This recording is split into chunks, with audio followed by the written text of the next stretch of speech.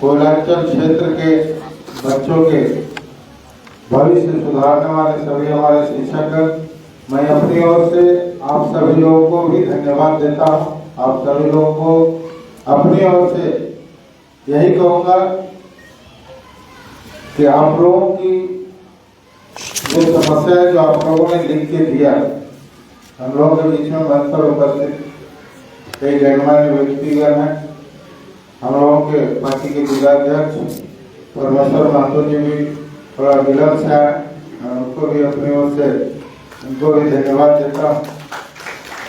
साथ साथ इस कार्यक्रम में आए हुए सभी हमारी शिक्षक शिक्षिकाएं, आप लोगों के बारे में अभी जो बातें सामने आई, जो समस्या आप लोगों ने मंच के माध्यम से सभी बातों को रखा गया, क्योंकि कई बार पदाधिकारियों से आप लोगों के बीच में मिलने का अवसर मिला, जानने का भी मिला। वास्तव में काफी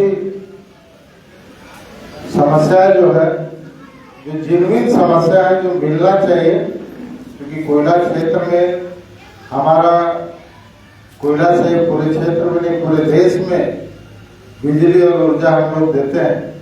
और जब हम लोग कोयलांचल क्षेत्र के विस्थापितों का, कोयलांचल क्षेत्र के हमारे बच्चों के भविष्य का, वहाँ के लोगों का जो चिंता देखते हैं तो वास्तव में दुख होता है। मैं अपनी ओर से यही कहूँगा कि जिन बातों को आप लोगों ने मंच के माध्यम से रखा है, जो शिक्षकों का वेतन बढ़ना चाहिए, स्कूल का भविष्य जो अंधकार दिखाई दे रहा है, धीरे धीरे रिटायर हो रहे हैं, तो उसके जगह पर नए शिक्षकों की बहाली नहीं हो पा रही है, तो हम समझते हैं कि यह ऑल इंडिया का ही एक सोच है कि धीरे धीरे इसको बंद करना है। तो इसके लिए यह चुनौती हम लोगों के लिए भी है, क्योंकि कोयलांचल क्षेत्र के बच्चों का भविष्य का सवाल है। जो बच्चे जिनके अभिभावक संपन्न है वो तो अच्छे स्कूल में या पढ़ाते भी हैं फीस देकर, लेकिन वैसे बच्चे जो गांव में रहते हैं, वैसे बच्चे जिनके पिताजी मजदूरी करते हैं, कोयला ढोते हैं, ये कोई डेली प्रतिदिन का रोजगार करते हैं, तो वैसे बच्चों का भविष्य आखिर कैसे सुधरेगा? जो प्रभावित है बच्चे, कोयलांचल क्षेत्र से प्रभावित है, उन बच्चों का भविष्य कैसे बनेगा? इसमें आपकी भूमिका सबसे ज्यादा है। इसलिए हम अपनी ओर से आपको आश्वस्त करते हैं। कई बार आप लोगों ने मिला, CMD से भी मिले, कुछ काम भी हुआ, आप लोगों को वेतन काफी लंबे समय से बंद था, मिला भी, लेकिन वह समाधान नहीं, बल्कि उससे बड़ा समस्या जो दिखाई दे रहा है वह एक चिंता का विषय जरूर है। तो आप लोगों ने जो भी फाइल दिया है उसको हम पूरा अपने ओर से ध्यान देंगे, पढ़ेंगे उस पर क्या क्या ऑल इंडिया के द्वारा पूर्व में यह संस्था चलाने का जो सोच था, आज क्यों इस तरह से हो रहा कि इसको बंद करने का प्लानिंग है। आपका ही नहीं बल्कि पूरा कोयलांचल क्षेत्र में आप देखिएगा धीरे धीरे अभी सारे लोग रिटायर कर रहे हैं, जितने भी एम्प्लॉय है सारे लोग रिटायर कर रहे हैं, और रिटायर कर रहे हैं और धीरे धीरे सभी प्राइवेट की ओर जाना भी प्रारंभ हो गया।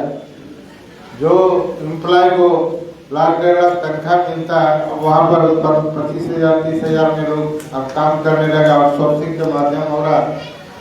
तो कोयलांचल क्षेत्र का भविष्य आने वाले समय में भी अंधकार दिखाई दे रहा है, क्योंकि वहाँ ना पैसा आएगा ही नहीं, तो बाजार में या स्कूल में या बच्चों का भविष्य के लिए जो लोग खर्च करेंगे कहाँ से कर पाए। दूसरी तरफ हम लोग यह भी देख रहे हैं कि कोयला का भी भविष्य आने वाले 50 साल तक है,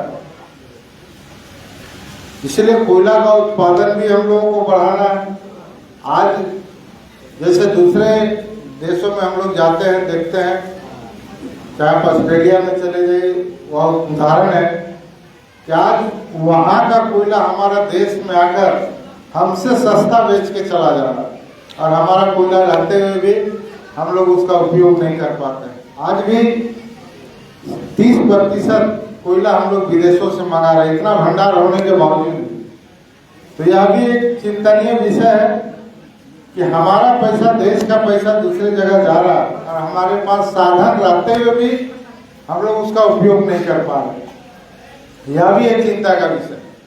इसलिए हम आप लोगों से यही कहेंगे कि आपके भविष्य के लिए, कोयलांचल क्षेत्र के बच्चों के भविष्य के लिए निश्चित तौर पर हम कोयला मंत्रालय से पहले भी बात किए, अब जरूरत पड़ेगा तो हम लोकसभा में भी आपके भविष्य के लिए, क्षेत्र के बच्चों के भविष्य के लिए जरूर रखेंगे। क्योंकि यह क्षेत्र का विकास का बात है, बच्चों के भविष्य का बात है। तो यदि हम उस जगह पर है तो हमारा भी जनप्रतिनिधि होने के नाते की दायित्व जो है, निश्चित तौर पर पहले भी आप लोगों की बातों को मैंने बहुत अच्छी तरह से सुना भी है, पहल भी किया है और आने वाले समय में हम आपकी बात को सही जगह पर रखेंगे और इसका समाधान भी हम करेंगे। क्योंकि हम लोग बहुत से लोगों को देखते हैं, जैसे बार बार बोल रहे थे कि भाई हम लोग काम पर विश्वास करते हैं। बहुत से लोग बड़े बड़े भाषण देते हैं, जैसे चुनाव के समय में नहीं होता, लोग वोट लेना है तो बहुत लंबा लंबा भाषण, आसमान से तारा तोड़ के ला देंगे, घर घर नौकरी दे देंगे। मतलब इस तरह का भी चुनाव में जो होता है, जो व्हाट्सएप फेसबुक में रील बना के लोग डालते हैं, वो सिर्फ दिखावा होता है। जब जमीनी हकीकत आता है, तो जब समय आता है, तो वैसे लोग बाद में, चुनाव के बाद में दिखाई नहीं देते हैं। फिर चुनाव आएगा, उसी समय वैसे लोग दिखाई देते। तो वैसे लोगों से भी हम लोगों को बचना, रील में नहीं, रियलिटी क्या है इसको कौन देखता है, उस पर हम लोगों को जाना चाहिए। लोग मीठा मीठा बड़ा बड़ा भाषण देना, लोगों को प्रभावित करना, झूठ बोलकर लोगों का समर्थन लेना, तो शिक्षा भी टॉप है। आप पढ़े लिखे लोग हैं, जो मेरा अधिकार है वही अधिकार हमको यदि मिल जाए, कोयलांचल क्षेत्र में विस्थापितों का जो अधिकार है वह अधिकार मिल जाए, हमारे बच्चों का वह अधिकार मिल जाए, प्रभावित क्षेत्र के लोगों को वह अधिकार मिल जाए, तो हर एक परिवार खुशहाल होगा। तो अधिकार ही दिलाना हम लोगों का दायित्व, क्योंकि जो कागज में दिखता है हकीकत में जमीन पर नहीं दिखता। विस्थापित नियम कानून सब बना हुआ, पर्यावरण कहाँ एक भी चीज फॉलो होता है, देखिए जहाँ इंडस्ट्री है वहां देखिए सिर्फ कागज। इसलिए हम लोगों का एक दायित्व है, एक जनप्रतिनिधि, सांसद हो या विधायक है, तो उसका दायित्व बनता है कि भाई लोगों को उसका हक मिले। इस क्षेत्र के लोगों को जीने का अधिकार है। प्रदूषण इतना हो गया है कि लोग अब बीमारी से भी मरने लगे हैं। प्रशासन बिका हुआ है, दिन दहाड़े चोरी हो रहा है, दिन दहाड़े कितना दहलगांव में इतना बड़ा घटना घटा। वैसे परिवारों को हम लोग भी श्रद्धासुमन इस मंच के माध्यम से हम अर्पित करते हैं। इस तरह का आतंकी घटना पूरा देश ही नहीं, पूरा दुनिया शर्मसार हो रहा है। सभी लोग, सब समाज, सभी वर्ग के लोग, तो इस तरह की घटना हुई है, ये काफी दुख है। और हम लोग ऐसी चीजों का हम लोगों को विरोध भी करना चाहिए, ताकि हमारा समाज, तो हम लोग यदि कितना भी हम लोग कर ले और एक आदमी चाहेगा तो पूरा बिगाड़ सकता है। तो इसलिए वैसे लोगों को भी हम लोगों को चिन्हित करना चाहिए। और समाज में भी रहते हैं हम लोग भी, आप लोग भी समाज में रहते हैं, एक दो आदमी रहता है तो पूरा समाज को खराब कर देता है। तो इस तरह से हम लोगों को समाज को सुधारने के लिए हम लोगों को मेहनत करना चाहिए, लोगों के बीच में अपना अच्छा संदेश देना चाहिए, ताकि सब लोग अच्छा सोच सके, अच्छा विचार हम लोगों को दे। और एरिया का भविष्य, कोयलांचल का भविष्य आपके हाथ में है। हम तो यही कहेंगे, आपका ही भविष्य अंधकार दिखाई दे रहा है, तो बच्चों का भविष्य कहाँ से होगा। इसलिए हम चाहेंगे कि पहले आपका भविष्य अच्छा बने, आपका भविष्य आपको हम खुश देखें। आप ही निराश रहिएगा तो हमारे बच्चे कहाँ से खुश हो पाएंगे, आपके परिवार कहाँ से खुश हो पाएंगे। हम चाहेंगे कि आपको उचित सम्मान मिले, आपको उचित प्राथमिक मिले, तभी हमारे बच्चों का भविष्य भी अच्छा और उज्ज्वल हो सकता है। इसी के साथ मैं पुनः आपको अपनी ओर से आश्वस्त करता हूँ, हम आपके साथ हमेशा हैं और जितना भी करना पड़े नए शिक्षकों की बहाली के लिए, शिक्षक कोयलांचल का जो पॉलिसी, जो गंदा पॉलिसी आया है,